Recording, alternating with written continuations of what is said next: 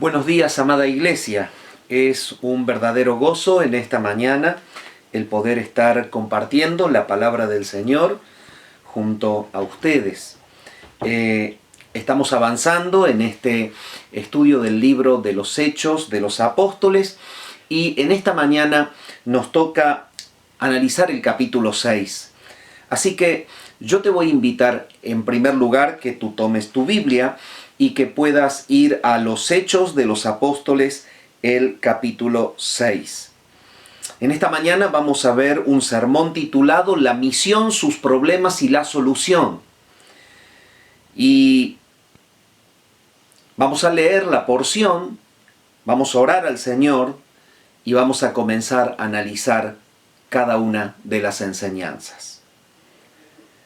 En aquellos días, como creciera el número de los discípulos, hubo murmuración de los griegos contra los hebreos, de que las viudas de aquellos eran desatendidas en la distribución diaria.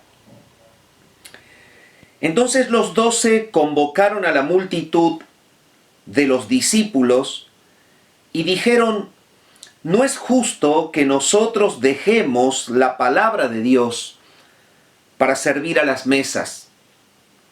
Buscad pues, hermanos, de entre vosotros a 7 varones de buen testimonio, llenos del Espíritu Santo y de sabiduría, a quienes encarguemos de este trabajo. Y nosotros persistiremos en la oración y en el ministerio de la palabra. Agradó la propuesta a toda la multitud y eligieron a Esteban, varón lleno de fe y del Espíritu Santo, a Felipe, a Prócoro, a Nicanor, a Timón, a Pármenas y a Nicolás, prosélito de Antioquía, a los cuales presentaron ante los apóstoles, quienes orando les impusieron las manos. Y crecía la palabra del Señor, y el número de los discípulos se multiplicaba grandemente en Jerusalén. También muchos de los sacerdotes obedecían a la fe. Y Esteban, lleno de gracia y de poder, hacía grandes prodigios y señales entre el pueblo. Entonces se levantaron unos de la sinagoga llamada de los libertos y de los de Cirene, de Alejandría, de Cilicia y de Asia, disputando con Esteban, pero no podían resistir a la sabiduría y al espíritu con que hablaba. Entonces sobornaron a unos para que dijesen que le habían oído hablar palabras blasfemas contra Moisés y contra Dios, y soliviantaron al pueblo, a los ancianos y a los escribas, y arremetiendo, le arrebataron y le trajeron al concilio. Y pusieron testigos falsos que decían: este hombre no cesa de hablar palabras blasfemas contra este lugar santo y contra la ley, pues le hemos oído decir que ese Jesús de Nazaret destruirá este lugar y cambiará las costumbres que nos dio Moisés.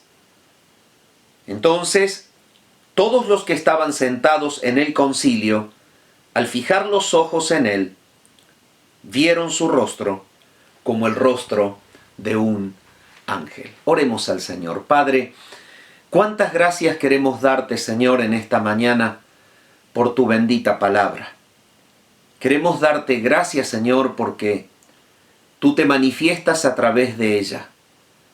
Y tú puedes mostrar, Señor, que tu propósito de expansión de tu reino en la tierra está bajo la guía soberana de tu mano, y que tú, Señor, por el poder de tu Espíritu, lo vas expandiendo, obrando en el corazón de tus hijos, Yo, Padre Celestial, te damos gracias porque en esta mañana tú nos muestras que la misión tiene sus problemas, pero tiene su solución.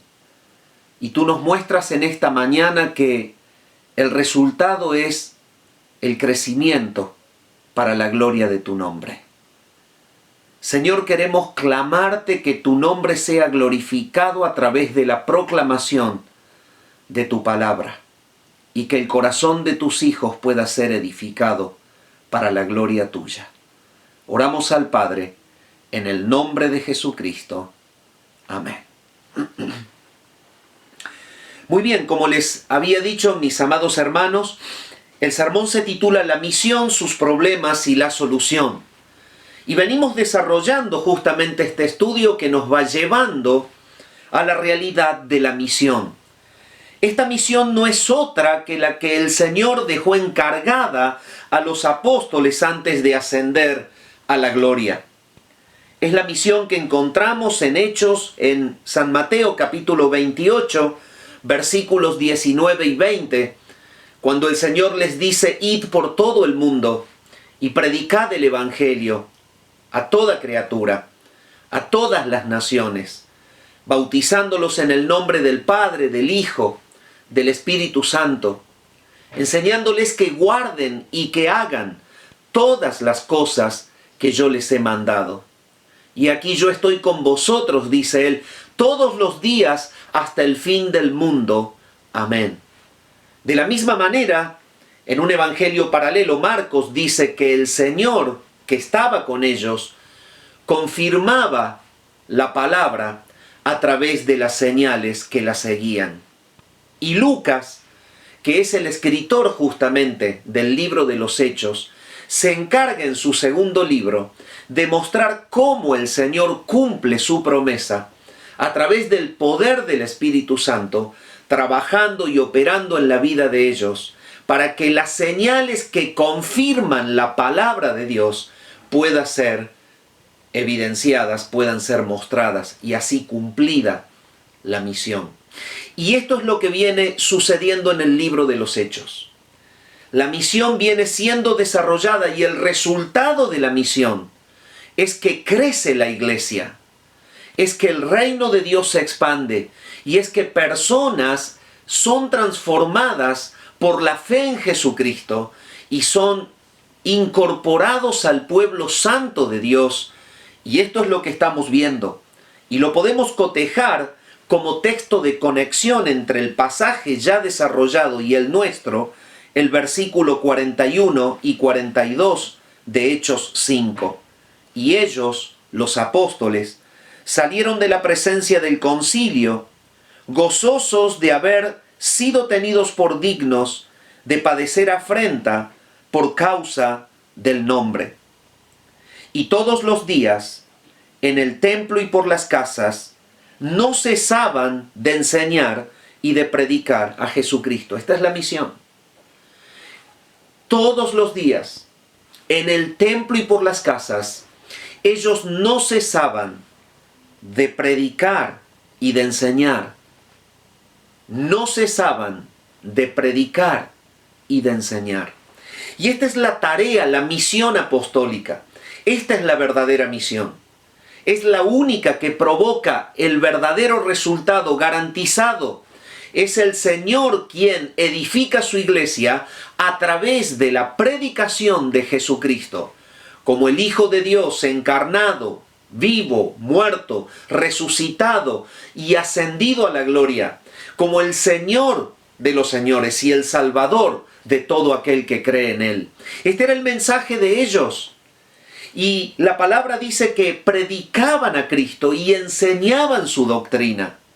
De hecho, están respondiendo de manera obediente al encargo del Señor. Ustedes vayan, ustedes hablen de mí, prediquen, y los que son llevados a la fe, edifíquenlos, disipúlenlos, enseñándoles todas las cosas que yo les he encargado, y yo voy a estar con ustedes.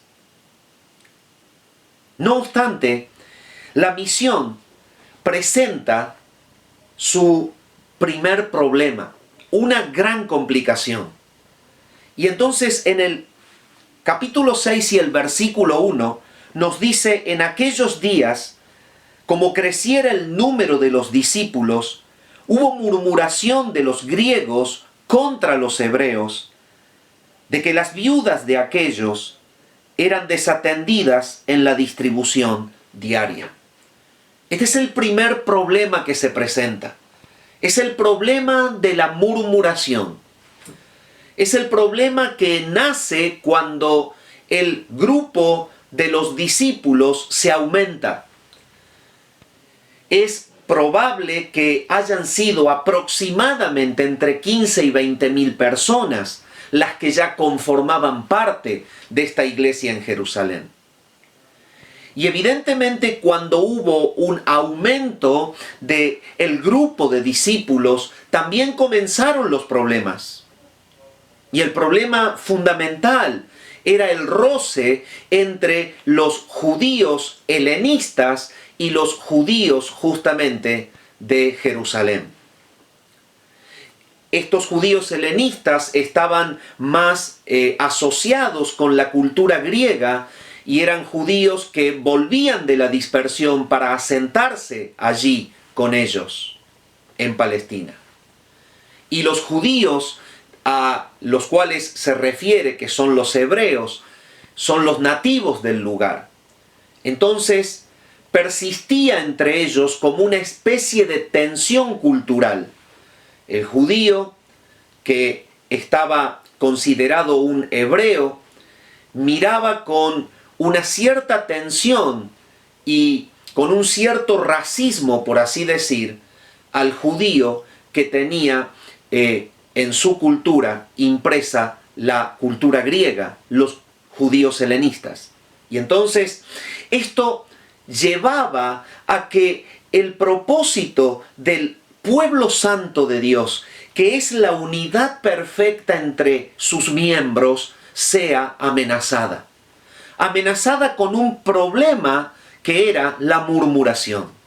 Entonces, la palabra de Dios nos está presentando justamente esta posibilidad y también nos va a mostrar la manera en la que se supera este problema en la iglesia primitiva. Entonces, podemos decir que el problema era la murmuración y que la murmuración no es otra cosa más que una especie de hablar entre dientes, es decir, de manifestar una queja en voz baja y que tiene como propósito justamente manifestar una oposición o una disensión para con otra persona. Esta es la práctica que se estaba llevando a cabo y el motivo que la Escritura presenta es esa especie de celo de estos judíos helénicos o helenistas que estaban diciendo que a sus viudas se las atendía de una manera inferior en relación a las viudas de los judíos de allí, nativos del lugar. Entonces, la murmuración, mi amado hermano, es justamente un problema en la iglesia que amenaza la expansión del reino de los cielos. Si tú recuerdas la enseñanza del Señor Jesús en el Evangelio de Juan, en su oración Él pide: Padre, yo te ruego que ellos sean uno. Y te ruego que ellos sean uno para que el mundo crea que tú me enviaste. Evidentemente la unidad en la iglesia está siendo afectada por el pecado de la murmuración y esto justamente está en contra del propósito que el Señor tiene para la expansión de su reino. La murmuración es entonces justamente un pecado que se expresa con la boca, pero que tiene cimiento en el corazón. San Lucas capítulo 6, tú lo puedes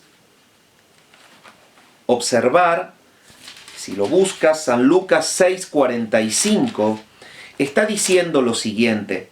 Dice San Lucas 6:45, el hombre bueno Del buen tesoro de su corazón saca lo bueno, y el hombre malo, del mal tesoro de su corazón saca lo malo, porque de la abundancia del corazón habla la boca. La boca habla de la abundancia del corazón. Entonces, evidentemente, había un problema en el corazón que se manifestaba a través de este acto de la murmuración.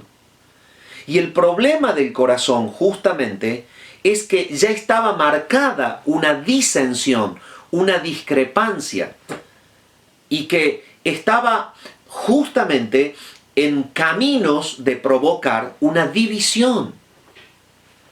Entonces, mis amados hermanos, es necesario que entendamos que un ataque hacia la expansión del reino de los cielos presente en la iglesia es este pecado del corazón que justamente está cimentado en el celo, quizás en la envidia, quizás en ver a las personas que nos rodean como competencia más que como complemento, y que da justamente como resultado una manifestación hacia el exterior que no es otra cosa que la expresión de la abundancia de ese celo y de esa envidia en el corazón, y se manifiesta a través de la murmuración. Por eso es que la palabra claramente siempre pide que las cuestiones de discrepancia entre dos hermanos sean tratadas de manera visible y personal, punto a punto, el uno con el otro, y que haya un corazón dispuesto en humildad y en mansedumbre a ir a pedir perdón cuando reconozco que he agredido, y a perdonar cuando el que me agrede pide perdón. Mi amado hermano, es necesario que entendamos que la raíz de la murmuración es el pecado del corazón, porque de la abundancia del corazón habla la boca. No obstante, la palabra nos puede mostrar que la murmuración tiene un efecto destructivo. Si tú me acompañas a Santiago, el capítulo 3, es un pasaje muy conocido. La palabra nos lleva a ver la gravedad de justamente de la murmuración. En Santiago, el capítulo 3 y el versículo 6 al 11 nos dice lo siguiente: y la lengua es un fuego, un mundo de maldad. La lengua está puesta entre nuestros miembros y contamina todo el cuerpo e inflama la rueda de la creación. Y ella misma es inflamada por el infierno. Porque toda naturaleza de bestias y de aves y de serpientes y de seres del mar se doma y ha sido domada por la naturaleza humana, pero ningún hombre puede domar la lengua, que es un mal que no puede ser refrenado, llena de veneno mortal. Con ella bendecimos al Dios y Padre, y con ella maldecimos a los hombres, que están hechos a la semejanza de Dios. Entonces, la palabra nos sigue diciendo: de una misma boca proceden bendición y maldición.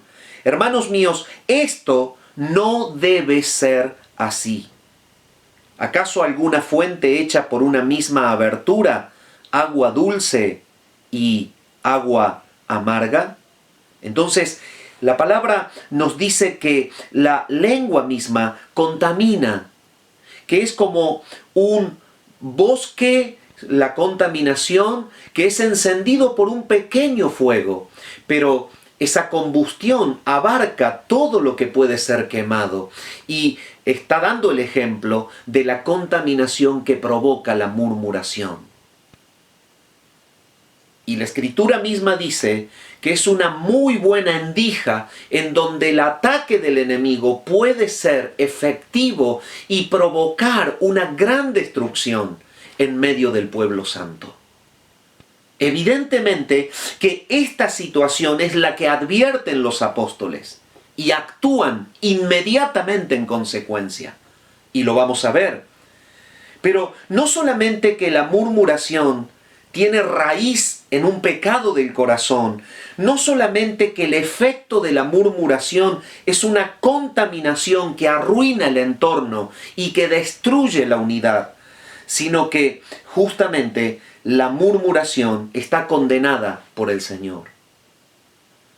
Hay una advertencia clara en 1 Corintios capítulo 10 y versículo 10.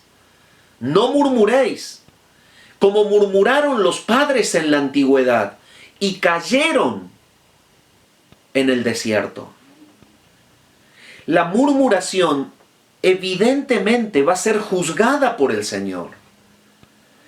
Y en aquella oportunidad el Señor fue verdaderamente muy rígido con ellos, porque el pueblo, mostrando la insatisfacción del corazón, el pecado del corazón, se levantaron y murmuraron contra Moisés, contra Aarón y contra Dios mismo, y evidentemente recibieron el justo juicio de Dios. No obstante, en 1 Corintios 10, tú lo puedes cotejar, nos dice que las cosas que se escribieron antes, se escribieron para nuestra enseñanza, para que nosotros no copiemos las actitudes que tuvieron, las cuales fueron justamente pasibles de juicio de Dios. Entonces, mis amados hermanos, la murmuración tiene raíz en un pecado del corazón, provoca el efecto de la contaminación y de la desunión, evidentemente es motivo de juicio divino. Pero la palabra nos está diciendo que aquí hay una solución. Y si tú vas a la Escritura, la palabra nos dice en Colosenses, el capítulo 3 y el versículo 12 y 13, lo siguiente. Colosenses, el capítulo 3 y el versículo 12 y 13 nos dice lo siguiente. Vestíos pues como escogidos de Dios, santos y amados, de entrañable misericordia, de benignidad, de humildad, de mansedumbre, de paciencia, soportándoos unos a otros y perdonándoos unos a otros si alguno tuviere queja contra el otro. Y la palabra está mostrando que puede en la relación humana existir un motivo por el cual se pueda tener queja. ¿Por qué? Porque las personas tenemos defectos. Y cuando en la iglesia se convive y se conoce la virtud y el defecto del hermano, lo más natural es que en la convivencia hermanable surja el motivo de la queja. Es más, el error propio, la deficiencia propia de cada persona lleva a que la persona obre muchas veces de una manera agresiva para con el otro.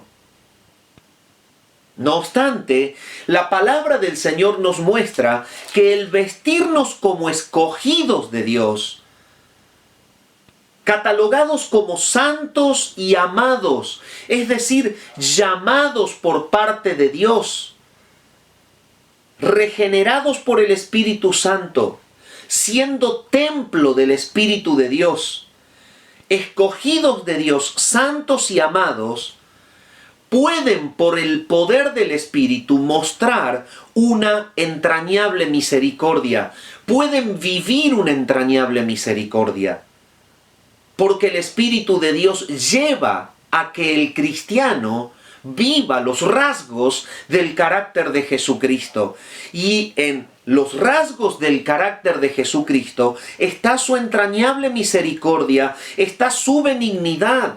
Por eso dice, de entrañable misericordia, de benignidad, de humildad, de mansedumbre y de paciencia.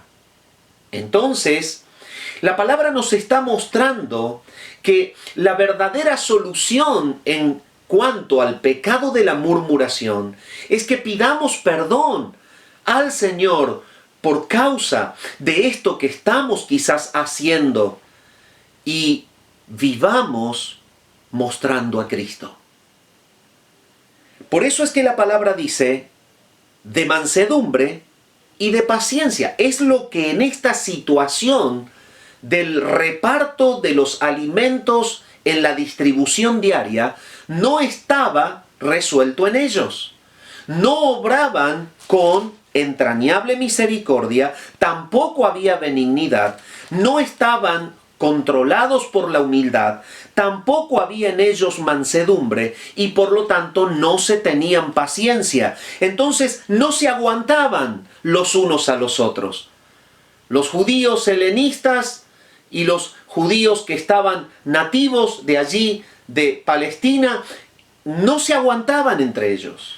Y el resultado es que en cambio de vivir como santos y amados, escogidos de Dios, en cambio de perdonarse como Cristo los había perdonado, experimentaban este pecado de murmurar, quejarse el uno contra el otro, tratando de sacar a luz el problema de la conducta, de la actitud del otro que le era molesta al que se quejaba.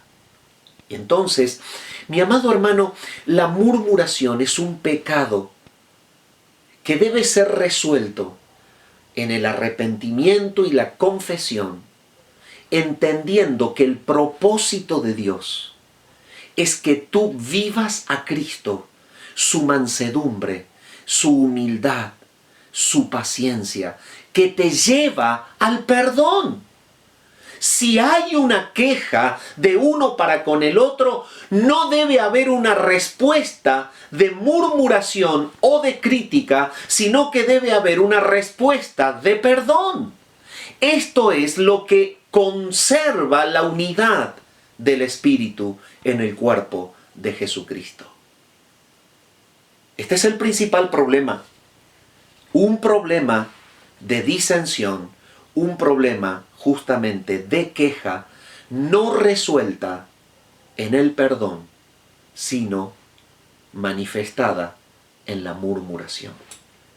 Y mi pregunta es la siguiente, mi amado hermano, ¿estás participando de la murmuración? ¿Eres tú un canal de comunicación de la queja de algún hermano contra otro? ¿Eres tú la fuente de una queja para con la falta de un hermano sin que vivas como un escogido de Dios y le perdones? Yo en esta mañana te invito a que tú entiendas de que el principal ataque que el reino en su expansión sufrió es la actitud de los creyentes que no entendieron la práctica del perdón y murmuraron, desuniéndose los unos de los otros. Y mi llamado en esta mañana es que verdaderamente, si tu corazón está inclinado a sentir algo negativo para con un hermano, puedas en esta mañana saber que hay una posibilidad. La palabra dice que si confesamos nuestros pecados, Él es fiel y justo para perdonar nuestros pecados y limpiarnos de toda maldad.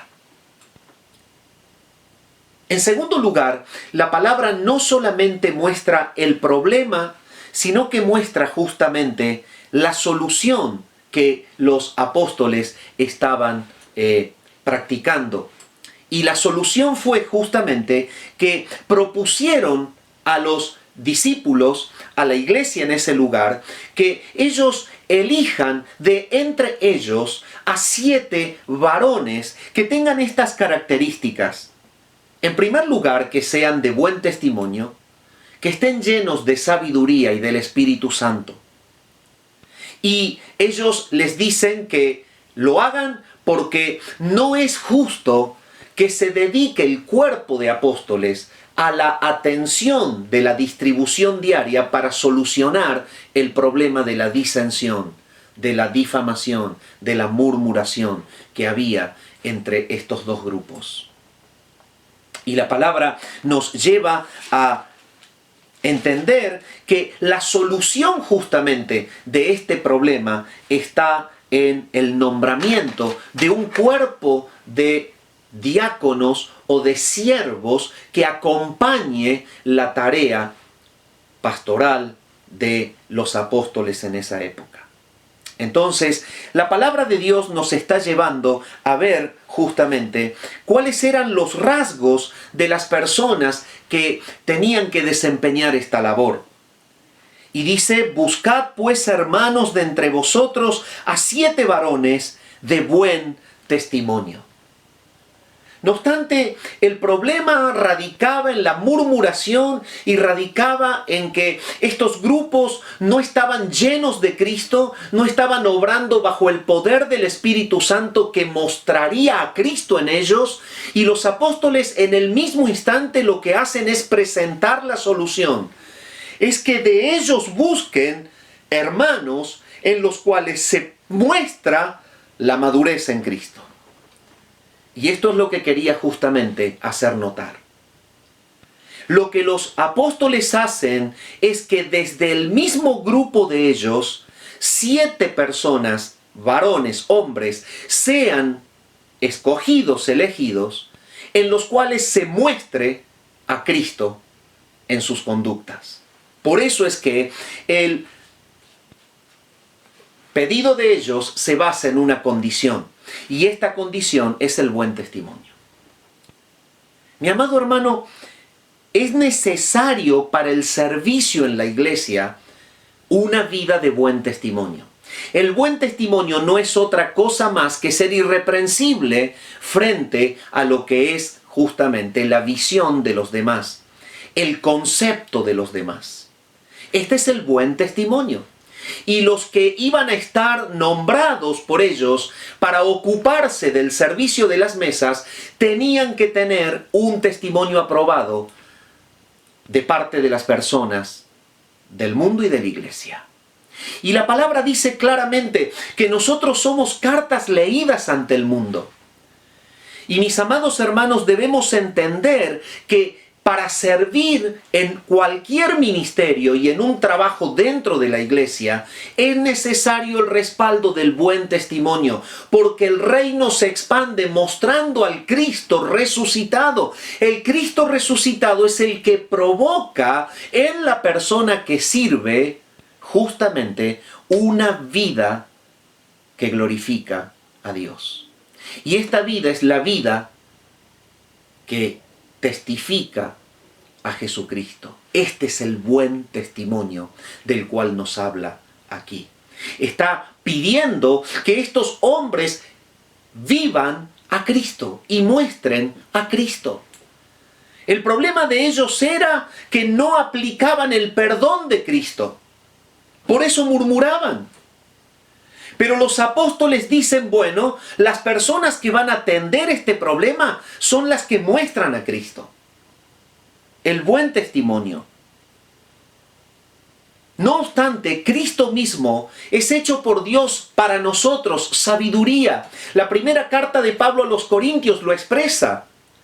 Por lo tanto, la segunda evidencia de que estos hombres escogidos eran hombres que mostraban a Cristo y que vivían llenos de Cristo y que eran maduros en Cristo, es que eran sabios.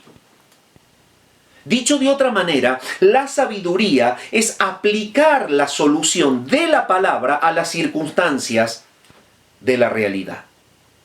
La sabiduría entonces acompaña al buen testimonio en estos diáconos o siervos que estaban siendo justamente requeridos por los apóstoles. Y mis amados hermanos, esta palabra es clave para que entendamos la profundidad de la importancia del servicio en la iglesia, en un ministerio, porque esto aporta a la expansión del reino de Dios, porque esto aporta a la unidad de la iglesia. La función entonces de estos primeros 7 siervos que acompañaban al cuerpo apostolar era una función que tenía como justamente primer objetivo el de guardar la unidad en el cuerpo de Cristo. Y para ello debían ser ejemplos de vivir a Cristo en su vida práctica. Buen testimonio, llenos de sabiduría. Cristo en ellos. No obstante, la persona que tiene buen testimonio y la persona que aplica la Escritura a las problemáticas de la vida, la persona sabia, es la persona llena del Espíritu. El apóstol Pablo habla y escribe tanto a los de Colosas como a los de Éfeso con respecto a esta realidad. Cuando les escribe justamente a los colosenses en el capítulo 3 y en el versículo 16 dice: la palabra de Cristo mora en abundancia en vosotros, hablando entre vosotros con salmos, con himnos y cánticos espirituales. Es la palabra de Cristo la que debe morar en abundancia en vosotros. Y la misma enseñanza el apóstol Pablo la enseña a los efesios y les dice: no se embriaguen ustedes con vino en lo cual hay disolución, antes bien sean llenos del Espíritu Santo. No obstante, cuando vemos el resultado de la llenura del Espíritu Santo en los de Colosas como en los de Éfeso, el resultado es una vida transformada que muestra a Cristo. Por lo tanto, cuando los apóstoles requieren que entre la multitud de discípulos sean elegidos 7 varones con estas características, ellos están diciendo: es necesario que el que sirve a las mesas tenga la dependencia del Espíritu de Dios, que lo llevará a vivir la sabiduría de Cristo, que será de un testimonio intachable y que llevará a que las personas puedan recuperar la unidad que han perdido a través del ministerio de ellos. Entonces, el propósito justamente que persigue esta solución apostólica al problema de la murmuración es que Cristo siga siendo mostrado como el Cristo resucitado y que la palabra de Dios siga corriendo y que el reino de Dios se siga expandiendo y que no sea estorbado por el tropiezo de la murmuración. Entonces, mi amado hermano, lo que estos diáconos son llamados a hacer es justamente a favorecer a la unidad de la iglesia para superar el problema de la desunión y para que el reino de los cielos siga siendo edificado. Porque este es el propósito para el cual ellos han sido llamados.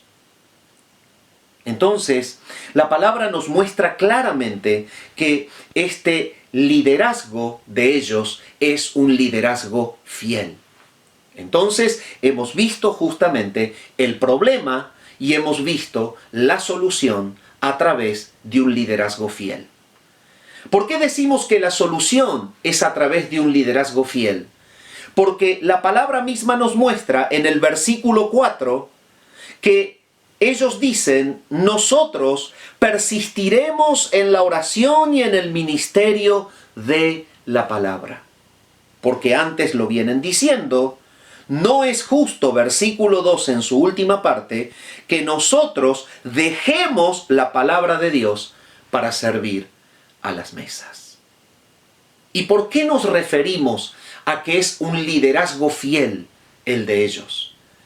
Es un liderazgo fiel porque tuvieron en clara justamente el enfoque del llamado del Señor para con ellos. Y entonces ellos tienen en claro el enfoque. Ellos no pueden dejar la proclamación de la palabra para ocuparse a solucionar estos problemas. Entonces delegan justamente a estos varones llenos del Espíritu, que manifiestan sabiduría y que son justamente de testimonio, para que se ocupen ellos de que la unidad vuelva a ser recuperada en el cuerpo de la iglesia. Entonces, el liderazgo fiel tiene 2 apoyos fundamentales los cuales están siendo mostrados en este versículo. Un líder fiel es el que nunca se aparta de la oración y de la proclamación de la palabra de Dios. Ese es el líder fiel, el que nunca se aparta de la oración y el que nunca se aparta de la predicación. Por eso es que Pablo aconseja en tantos lugares, por ejemplo, que oremos sin cesar a los de Tesalónica. Por ejemplo, que se ore en todo tiempo a los de Éfeso. Por ejemplo, a Timoteo le recomienda que él lleve una vida de oración. El punto es que Pablo entiende el valor y la necesidad de la dependencia de Dios para poder llevar un liderazgo en fidelidad y ser un instrumento de bendición en la expansión del reino de los cielos. La palabra está mostrando también que este líder fiel no se aparta jamás de la Escritura. La proclamación de la palabra es la que el Espíritu de Dios está usando para dar vida a los escogidos del Padre que tienen que ser incorporados al cuerpo de la iglesia. Entonces, estos son líderes fieles que tienen en claro que deben delegar una labor a otros hombres fieles en los cuales el Espíritu de Dios trabaja libremente, están llenos de Él, y que ellos hagan la labor de atender el problema que estaba siendo causa de división. Entonces, la palabra nos muestra que el ocuparnos en la palabra y ministrar la palabra es la sabiduría que caracteriza el liderazgo. Amado hermano, tú que estás en la responsabilidad de guiar tu congregación, nunca te apartes de una vida de oración. Nunca dejes la proclamación de la palabra de verdad. Vivimos en tiempos en donde el liderazgo está justamente azotado por la ausencia de la Escritura. Púlpitos que están vacíos de la verdad. El hombre ha ocupado el lugar de las Escrituras. El secularismo, el modernismo y tantas otras cuestiones de esta era que vivimos, posmodernista, han dañado la expansión del reino de los cielos, la edificación del pueblo santo de Dios, porque no hay sabiduría en el liderazgo. Se apartó de la oración y de la predicación, y el resultado está a la vista. Iglesias quebradas, iglesias que verdaderamente no pueden crecer porque no tienen el respaldo de un liderazgo fiel que se ajusta, se sujeta a la guía de Dios por medio de la oración y a la verdad del Evangelio, que es el único que el Espíritu Santo utiliza para dar vida. Entonces, en este tercer punto, el liderazgo fiel, dejamos en claro que la manera en la que el reino de Dios se expande es justamente a través de líderes fieles que se abocan a la oración, no solo por la vida de ellos, a la oración por la vida de los miembros, a la oración al Señor por la expansión del Evangelio en su área, en su zona, en el mundo, que inquieren y que estudian y profundizan las Escrituras para predicarla como único mensaje digno de predicar. Y solamente para terminar, un simple comentario sobre este párrafo. Me voy a detener en el acto de la elección de los diáconos y el resultado final. Ellos dicen, agradó la propuesta a toda la multitud y eligieron a Esteban, varón lleno de fe y del Espíritu Santo, a Felipe, a Prócoro, a Nicanor, a Timón, a Pármenas y a Nicolás, prosélito de Antioquía, a los cuales presentaron ante los apóstoles, quienes orando les impusieron las manos. La tarea justamente de estos siervos era una tarea oficial. Y esta, ceremonia que llevaba a que sea un nombramiento oficial, se lo practicaba con la imposición de las manos. Como un acto en el cual ellos estaban condescendiendo con la actividad que tenían que realizar los diáconos. Estaban apoyando justamente la elección de estos diáconos para el ministerio oficial del servicio de ayuda en la iglesia. Lo hermoso es que los que fueron elegidos, todos tenían nombres como si viniesen justamente de la población de judíos griegos. Y ellos entonces son las personas indicadas que el Espíritu Santo había señalado para trabajar en esa discrepancia de desunión. La provisión de Dios justamente está evidenciada en esta parte del pasaje. Personas que conocían perfectamente la cultura y que conocían perfectamente la manera de pensar de los que tenían este problema, pero que a su vez estaban llenos del Espíritu de Dios y que iban a ser instrumentos útiles para lograr que la unidad vuelva al cuerpo de Cristo. ¿Cuál fue el resultado final? El resultado final fue que crecía la palabra del Señor y que el número de los discípulos se multiplicaba grandemente en Jerusalén. También muchos de los sacerdotes obedecían a la fe. ¿Surgió un problema en la misión? Sí. ¿Hubo una sabia solución? Sí. Y se cumple la palabra. Crece la palabra del Señor y el número de los discípulos se multiplicaba. Esta expresión de que la palabra del Señor crece es una expresión que se repite en el libro de los Hechos y que significa que la fe se expande y que muchos creen en el Señor Jesús y la iglesia es edificada.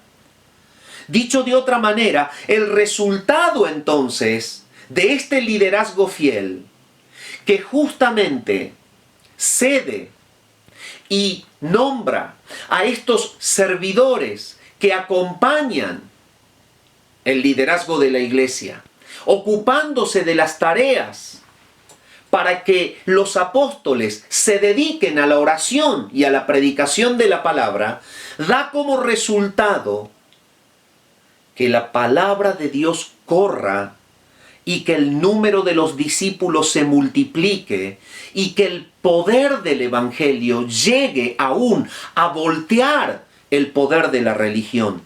Muchos de los sacerdotes obedecían a la fe. Lo maravilloso es entonces que la misión, mi amado hermano, que el Señor les había pedido que hagan, está siendo acompañada por el poder del Espíritu de Dios, que da sabiduría a los apóstoles para que puedan enfrentar una problemática de una manera sabia, la cual ellos realizan. Esta manera sabia es delegar a estos hombres llenos del Espíritu, de buen testimonio y de sabiduría, esta tarea. Y el resultado final es que el reino de Dios se sigue expandiendo para la gloria de Dios. Quiero terminar el mensaje en esta mañana diciéndote y preguntándote, dime, mi amado hermano, ¿tú en cuál de estos grupos estás? ¿Estás quizás en el conjunto de las personas problemáticas que están expresando continuamente quejas? ¿Estás en el conjunto de las personas que no están viviendo al Cristo resucitado y a su poder en sus vidas, y que en cambio de perdonar la diferencia para con un hermano o de un hermano para contigo, te manifiestas en una queja, en una murmuración? ¿O estás quizás en el equipo de estos hermanos, maduros en la fe, llenos del Espíritu de Dios, llenos de Cristo, que lo que hacen es velar por la unidad, apoyar la tarea de la expansión del reino, sirviendo de una manera fiel?